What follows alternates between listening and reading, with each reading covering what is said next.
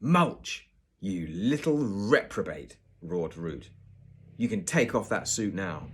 The field is UV filtered, so I'm told.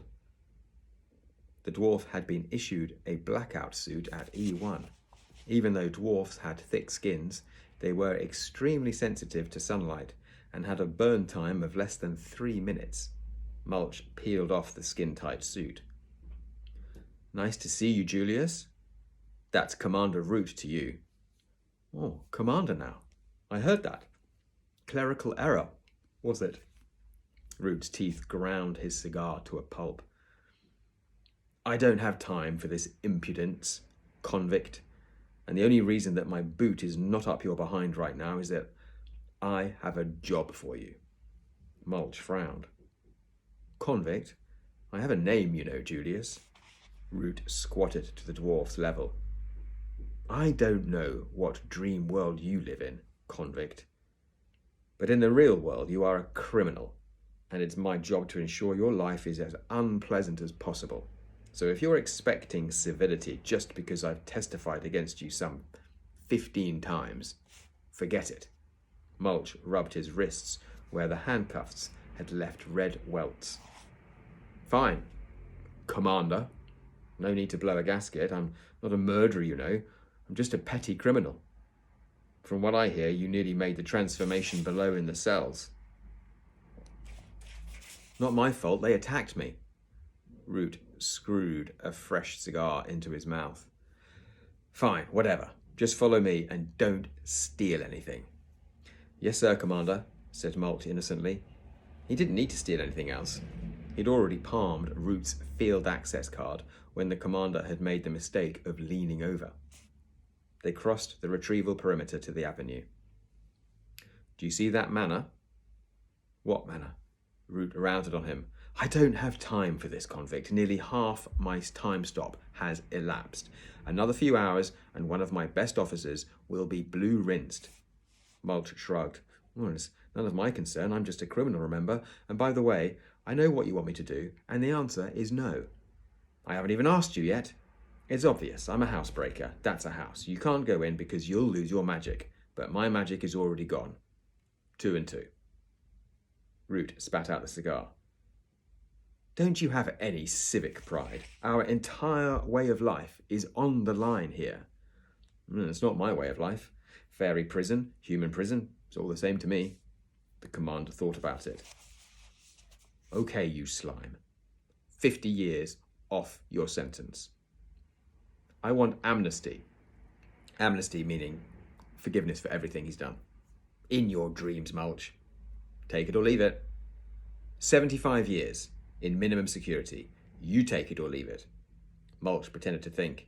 It was all academic, seeing as he intended escaping anyway. Single cell? Yes, single cell. Now, will you do it? Very well, Julius. Only because it's you. Foley was searching for a matching iris cam. Hazel, I think, or perhaps tawny. You really do have stunning eyes, Mr. Mulch. Thank you, Foley. My mother always said they were my most attractive feature. Root was pacing the shuttle floor. You two do realise we're on a deadline here, don't you? Never mind matching the colour. Just give him a camera. Foley plucked a lens from its solution with tweezers. This is not just vanity, Commander. The closer the match, the less interference from the actual eye. Oh, whatever. Just get on with it. Foley grabbed Mulch's chin, holding him still. There you are. We're with you all the way. Foley twisted a tiny cylinder into the thick tufts of hair growing from Mulch's ear. Wired for sound now too, in case you need to call for assistance. The dwarf smiled wryly.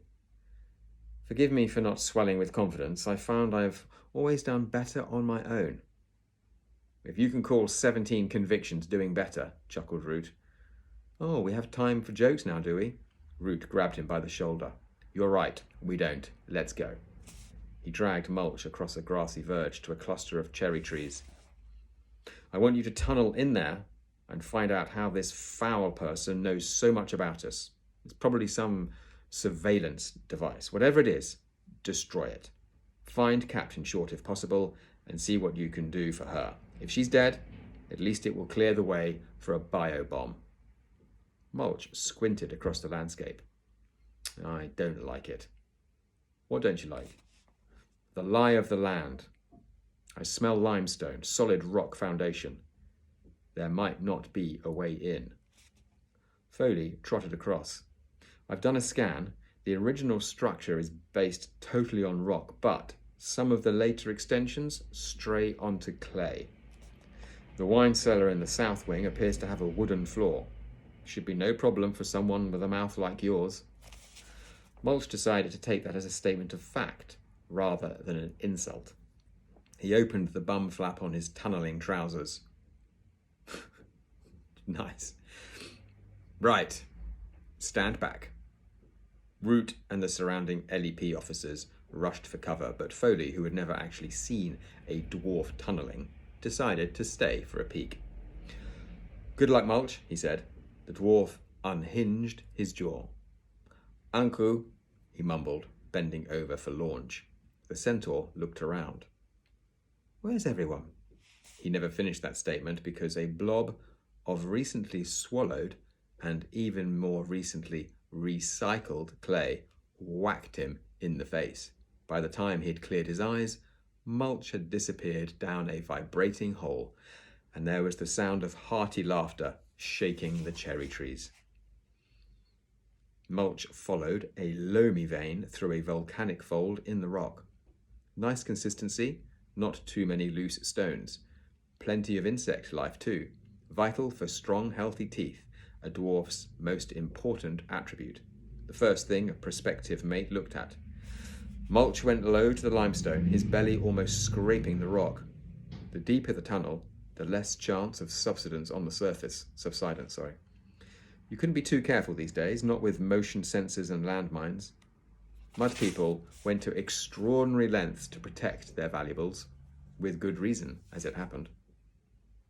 Mulch felt a vibration cluster to his left. Rabbits. The dwarf fixed the location in his internal compass. Always useful to know where the local wildlife hang out. He skirted the warren, following the manor foundations around in a long northwesterly loop. Wine cellars were easy to locate. Over the centuries, residue seeped through the floor, infusing the land beneath with the wine's personality. This one was sombre. Nothing cheeky here. A touch of fruit, but not enough to lighten the flavour. Definitely an occasion wine on the bottom rack. That was good clay. The dwarf aimed his scything jaws skywards, punching through the floorboards. He hauled himself through the jagged hole, shaking the last of the recycled mud from his trousers. He was in a blessedly dark room, perfect for dwarf vision. His sonar had guided him to an uncovered spot in the floor.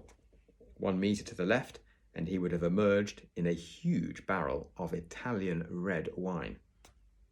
Mulch rehinged his jaw and padded across to the wall. He flattened a conch-like ear to the red brickwork.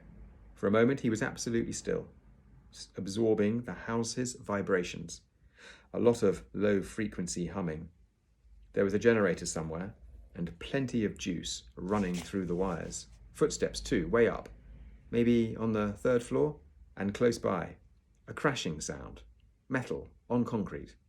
There it was again. Someone was building something or breaking something down. Something skittered past his foot. Mulch squashed it instinctively. It was a spider, just a spider. Sorry, little friend, he said to the grey smear. I'm a bit on the jittery side.